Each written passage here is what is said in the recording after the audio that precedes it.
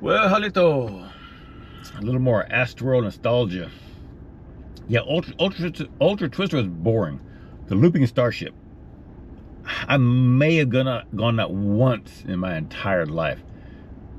It just did not float my boat. Um, it opened in 1986, and originally it was going to be called the Challenger. The ride was shaped like a space shuttle, and you would, everyone sit on the ride. And then the ride would slowly start swinging back and forth. And every swing it got higher and higher until eventually it would reach the very top. And sometimes it would kind of pause before rotating back around, or it would kind of pause before rotating 180 degrees. And they'll come around. They did that. It's back and forth. And sometimes I guess it all depends on the inertia and how many people are on board and whatnot. Sometimes it would do the loop backwards, and sometimes it would do the loop forwards. But yeah, sometimes it would just swing back and forth. But almost always, there's always some kind of pause as people hung upside down, and you can hear people's money and change and nickels and dimes. And later on in his career, when cell phones were a little more prevalent, a cable phone they had to put a cage over the top of it. But yeah, people's belongings would fall out of their pockets and stuff, and kind of funny. But yeah, that right there also never excited me at all. It just to me it was just a swinging ride. But it was originally going to be called the Challenger. Of course, in 1986, the Space Shuttle Challenger blew up on launch, killing seven astronauts. So they abruptly renamed the ride the Challenger and named it to Looping Starship. Now that ride was eventually 05, when the park was closed.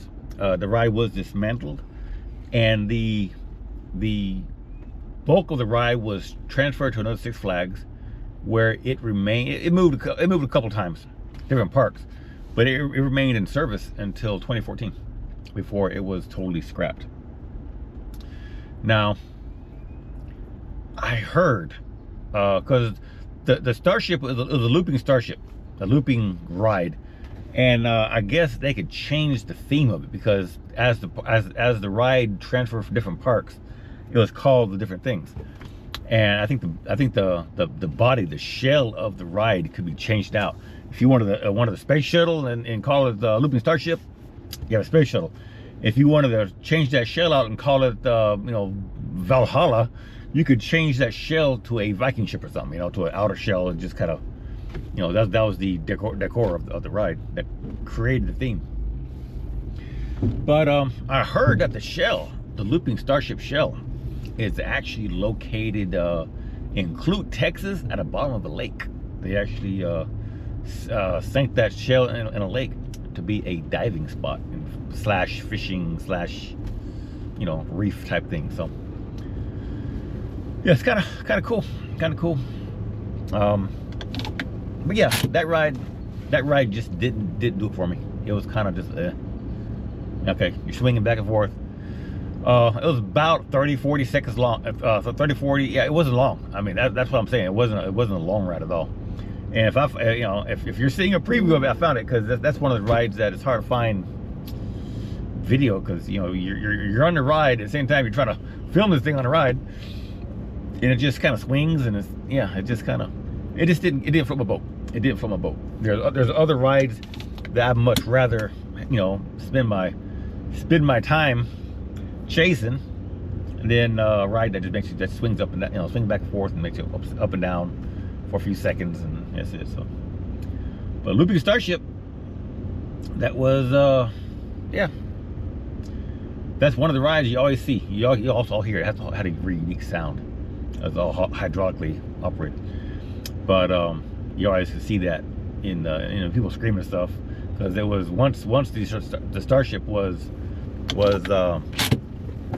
vertical. It was vertical, and you could see it from all over the place. So, but yeah, that's a good ride. I ain't gonna lie. It was kind of fun watching it. But riding was just, to me at least, it was. So that's all I got on Looping Starship. Looping Starship and the Ultra Twister, put it in the same category. Like, didn't have to ride it. It wasn't exhilarating enough. So, how'd you be, select your key?